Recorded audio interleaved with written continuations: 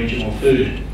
Without any further ado, I'd like to welcome you all and thank you all for coming along to watch the film tonight, and also to be able to enjoy the panel discussion we'll have immediately after the film. And we'll tell you a bit more about that once the film finishes. But now I'd like to introduce Dr. Nick Rose, the coordinator of the Australian Food Security Alliance.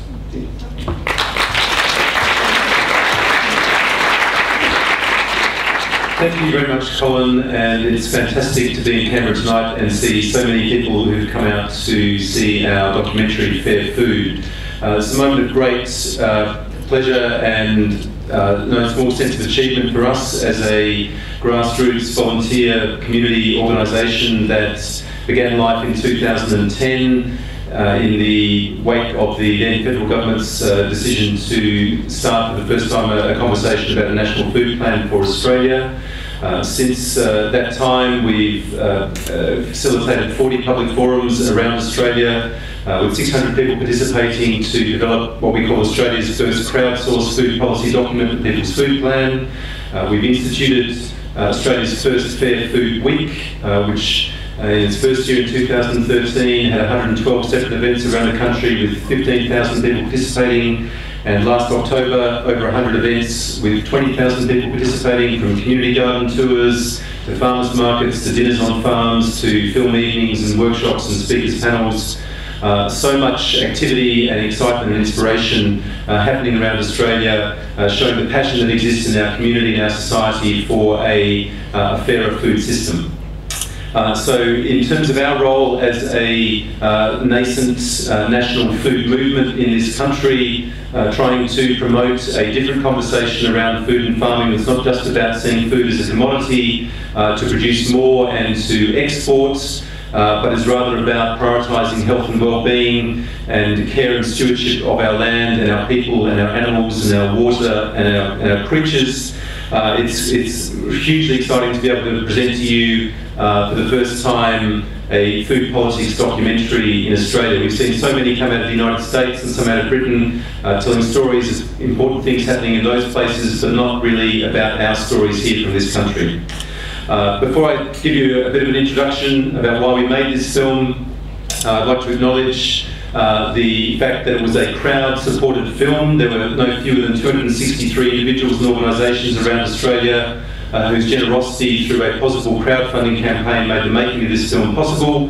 Particularly like to acknowledge here in Canberra the support this evening of the RDA and Southern Harvest, but also of Slow Food Canberra, who very generously contributed $1,500 towards the costs of making this film. So we're extremely grateful to all Canberrans and Slow Food Canberra in particular for the support you've shown, and I hope that you can take pleasure and pride with us tonight in the showing to a significant audience of this film. So, why did we make this film? Because the food system is broken. Why is it broken? Because we have fully applied the technologies and the mindset of industrialisation to food and farming. And because we have combined industrialisation with the logic and the imperative of endlessly increasing production regardless of the consequences. What does that mean? It means we have overexploited our land, degraded our soils and damaged our river systems. It means we have one of the highest rates of deforestation, biodiversity loss and species extinction on the planet. It means globally that the food system contributes as much as 50% of all greenhouse gas emissions. It means that we have a supermarket duopoly which controls 70 to 80% of the grocery market, forcing farmers and food processors into price-taker relationships. 100 years ago, farmers received 90 cents of every dollar's worth of food they produced. Today, it's around 10 cents. Farming has become devalued in our highly urbanised culture and not just economically. So it's shocking but not surprising that 7 farmers leave the land every day, and that rates of suicide and depression amongst farmers are twice the national average. Our industrialised food system produces too much food of the wrong type. So we're subjected to an endless barrage of advertising, urging us to buy food products laced with excess sugars and salt. Dietary-related diseases are already among the biggest public health issues we face. Our food system is not merely broken, it's killing us and ruining any chance that future generations have for a decent and livable future. Yet the industrialised food system persists and is expanding. Why? Because there are very powerful economic and financial interests that make a lot of money from the status quo. Because we are so disconnected from our food system. Because food is apparently abundant and cheap, and because we don't join these dots. We made this film and we formed the Australian Food Sovereignty Alliance because we can no longer tolerate this state of affairs. Because there's no longer enough just to talk or think in terms of reforms. We need a transformation. We need a revolution. And that revolution begins in our own minds, in our hearts, in our consciousness. We need to see ourselves as part of the story of the great work, the work that matters. As philosopher Thomas Berry puts it, the great work now, as we move into a new millennium, is to carry out the transition from a period of human devastation of the earth to a period when humans will be present to the planet in a mutually beneficial manner.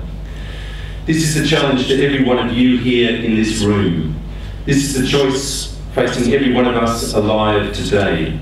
Do we continue to allow our culture and our society to become ever more destructive and ever more violent?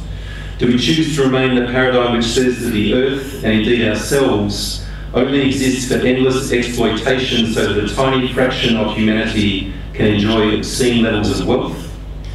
Or do we choose to be part of the great challenge of our times, the greatest challenge of all times, to create a shared vision of a wonderful, bountiful world where there is no hunger and no poverty, where soils are thriving, rivers are healthy and forests are abundant, where animals roam freely, and where all of us are healthy and flourishing? Do we choose to see ourselves as victims of processes and powers beyond our control and simply walk away and do nothing, resigned to our fate? Or do we choose to see ourselves as subjects and shapers of our own history, as creators and narrators of our own story, as powerful beings with the capacity to effect great changes? Because I'm here to tell you, that's who we are. We are powerful. We made this film because these are messages that need to be heard. This is a story that needs to be told, that we need to tell ourselves and each other.